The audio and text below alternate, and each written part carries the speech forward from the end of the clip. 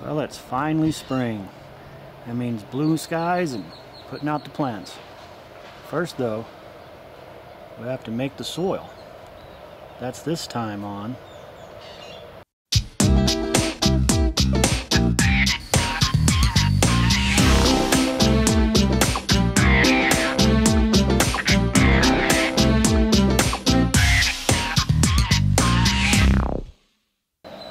Well, happy spring to you guys.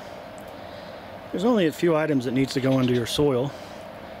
Peat moss and our coconut coir. As I said, here in Lubbock you can't find coconut coir, so we still have to go with the peat moss. Cow manure or some kind of compost, perlite, and trace minerals, azomite, rock dust.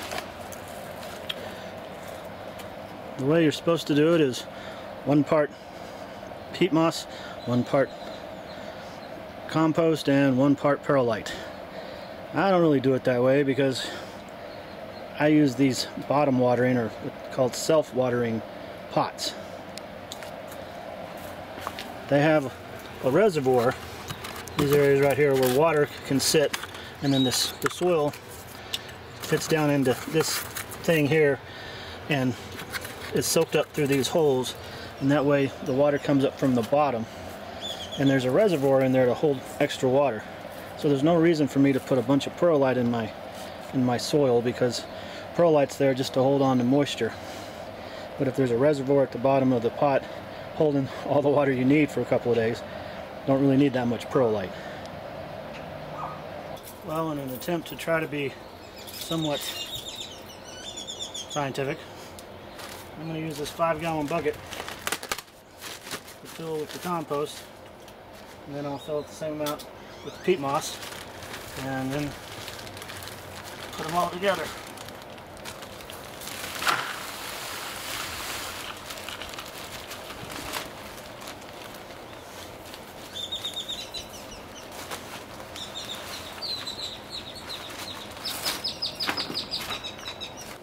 Well, now we know 1 5-gallon bucket is basically 1 cubic foot of cow manure. Compost, sorry.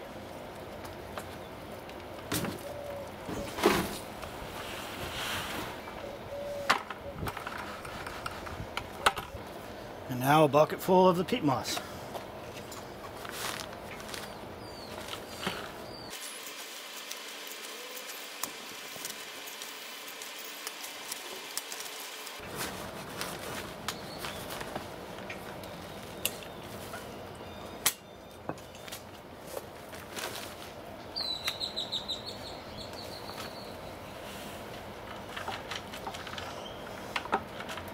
Kind of dusty.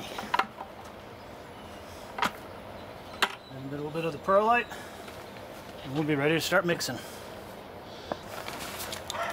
Just going to sort of eyeball the perlite.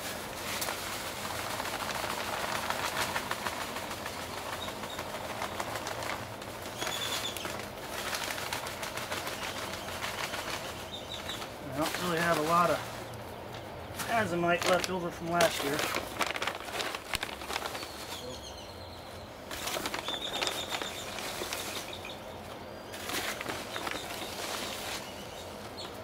Enough to get me started.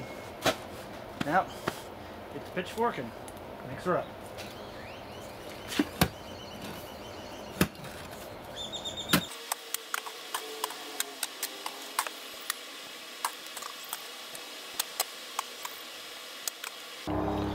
Well, here it is all mixed together. You can see the little white specks of perlite in there. Went ahead and added in some more perlite. So remember, it's not only for moisture retention, it also helps aerate the soil. That way the soil can't pack down too tightly on it, because it's a rock, so it doesn't compress. So it keeps the soil aerated. So there it is, ready to be put in the pots and in my new outdoor area. I'm going to show you one more thing real quick and we'll be done for today. I wanted to remind you about the liquid seaweed and the mycorrhiza. Mycorrhiza, of course, is a beneficial fungi that grows in the soil and attaches to the roots of the plants. It gets nourishment from the plants, but it sends out its own tendrils that helps pull in more nutrients for the plant, so it's a symbiotic relationship. This is really good stuff.